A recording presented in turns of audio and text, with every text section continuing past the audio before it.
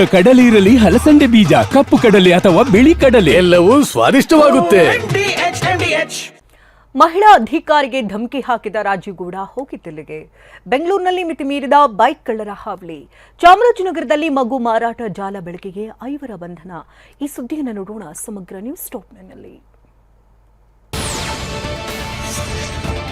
ಚಿಕ್ಕಬಳ್ಳಾಪುರ ಜಿಲ್ಲೆ ಶಿಡ್ಲಘಟ್ಟ ನಗರಸಭೆ ಪೌರಾಯುಕ್ತಿಗೆ ಪ್ರಾಣ ಬೆದರಿಕೆ ಕೇಸ್ ಆರೋಪಿ ರಾಜೀವ್ ಗೌಡನನ್ನ 12 ದಿನ ಕಳೆದರೂ ಬಂಧಿಸದ ಪೊಲೀಸರ ವಿರುದ್ಧ ಸಿಎಂ ಸಿದ್ದರಾಮಯ್ಯ ಕಿಡಿಕಾರಿದ್ದಾರೆ.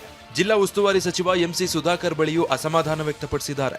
ಈ ಮಧ್ಯೆ ಕೈ ಪುಢಾರಿ ರಾಜೀವ್ ಗೌಡ ಮಂಗಳೂರಲ್ಲಿ ಅಡಗಿದ್ದಾನೆ ಎನ್ನಲಾಗ್ತಿದ್ದು, ಆತನ ಕಾರು ಸಹ ಅಲ್ಲೇ ಪತ್ತೆಯಾಗಿದೆ.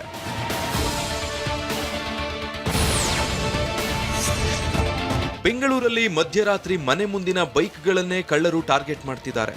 ಕಾಮಾಕ್ಷಿಪಾಳ್ಯ, ಸುಂಕದಕಟ್ಟೆಯ ಶ್ರೀನಿವಾಸ ನಗರ, ಲಗ್ಗೆರೆಯಲ್ಲಿ ಬೈಕ್ಗಳ ಕಳ್ಳತನ ಕೇಸ್ ಹೆಚ್ಚುತ್ತಾ ಇದೆ.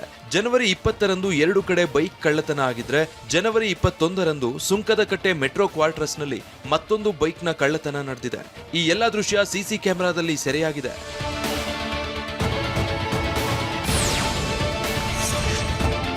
ಚಾಮರಾಜನಗರದ ರಾಮಸಮುದ್ರದಲ್ಲಿ 6 ತಿಂಗಳ ಹೆಣ್ಣು ಮಗು ಮಾರಾಟ ಮಾಡಿದ ಪ್ರಕರಣ ತಡವಾಗಿ ಬೆಳಕಿಗೆ ಬಂದಿದೆ.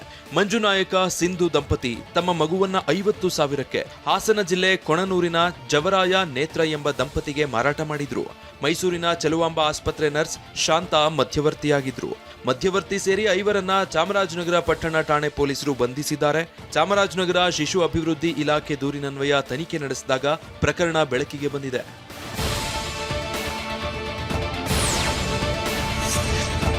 ಕೋಲಾರ ನಗರದ ಗಾಂಧಿನಗರ ಶಾಲೆಗೆ ಕೊನೆಗೂ ಹೊಸ ಕಟ್ಟಡದ ಭಾಗ್ಯ ಸಿಕ್ಕಿದೆ. ಕಳೆದ 1 ವರ್ಷದಲ್ಲಿ 2 ಬಾರಿ ಕಟ್ಟಡದ ದುಸ್ಥಿತಿಯ ಬಗ್ಗೆ TV9 ವರದಿ ಪ್ರಸಾರ ಮಾಡಿತ್ತು. ಈಗ DMR ಫೌಂಡೇಶನ್ ಸಂಸ್ಥೆ ವತಿಯಿಂದ 75 ಲಕ್ಷದಿಂದ 1 ಕೋಟಿ CSR ಅನುದಾನದಲ್ಲಿ ಹೊಸ ಕಟ್ಟಡ ನಿರ್ಮಿಸಲಿದೆ. ಈಗಾಗಲೇ ಹಳೆ ಕಟ್ಟಡ ತೆರವು ಕಾರ್ಯ ನಡೀತಾ ಇದೆ. ಬರುವ 1 ವರ್ಷದಲ್ಲಿ ಹೊಸ ಕಟ್ಟಡ ತಲೆ ಎತ್ತಲಿದೆ.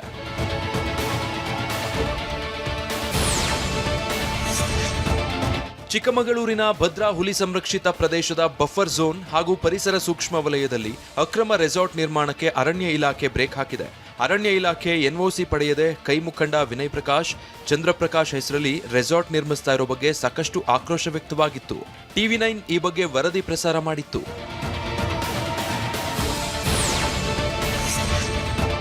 ರೈತರ ಮಕ್ಕಳಿಗೆ ಹೆಣ್ಣು ಸಿಗಲಿ ಅಂತ ಮಂಡ್ಯ ಜಿಲ್ಲೆ ಮಳವಳ್ಳಿಯ ದೇವಿಪುರದ 100ಕ್ಕೂ ಹೆಚ್ಚು ಯುವಕರು ಚಾಮರಾಜನಗರ ಜಿಲ್ಲೆ ಹನೂರಿನ ಶ್ರೀ ಮಾದಪ್ಪನ ಸನ್ನಿಧಿಗೆ ಪಾದಯಾತ್ರೆ ನಡೆಸಿದ್ದಾರೆ.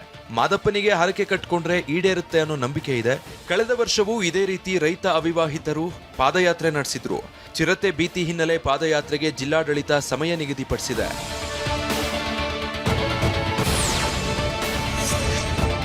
ಆರ್ಟ್ ಆಫ್ ಲಿವಿಂಗ್ ಅಂತಾರಾಷ್ಟ್ರೀಯ ಕೇಂದ್ರದ ವಿಶಾಲಾಕ್ಷಿ ಮಂಟಪದಲ್ಲಿ ಶ್ರೀ ಶ್ರೀ ಶಿಕ್ಷಣ ಪ್ರಶಸ್ತಿಗಳು 2026ರ 4ನೇ ಆವೃತ್ತಿ ಭವ್ಯವಾಗಿ ಸಮಾಪ್ತಿಯಾಯಿತು.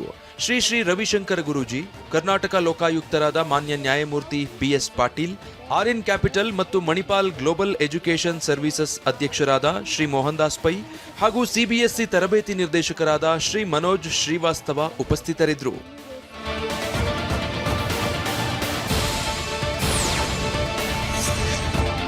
ರಥಸಪ್ತಮಿ ಹಬ್ಬದ ಪ್ರಯುಕ್ತ 108 ಸೂರ್ಯ ನಮಸ್ಕಾರ ಮತ್ತು ಆದಿತ್ಯ ಹೃದಯ ಹೋಮ ಆಯೋಜಿಸಲಾಗಿತ್ತು. ಬೆಂಗಳೂರಿನ ಬಸವನಗುಡಿ ನ್ಯಾಷನಲ್ ಕಾಲೇಜು ಮೈದಾನದಲ್ಲಿ ಗರುಡ ಫೌಂಡೇಶನ್ ಮತ್ತು ಪತಂಜಲಿ ಯೋಗ ಶಿಕ್ಷಣ ಸಂಸ್ಥೆ ಆಶ್ರಯದಲ್ಲಿ ಕಾರ್ಯಕ್ರಮ ಆಯೋಜಿಸಲಾಗಿತ್ತು. ಶಾಲಾ ವಿದ್ಯಾರ್ಥಿಗಳು ಮತ್ತು ಸ್ಥಳೀಯರು 108 ಸೂರ್ಯ ನಮಸ್ಕಾರ ಮಾಡಿದ್ರು.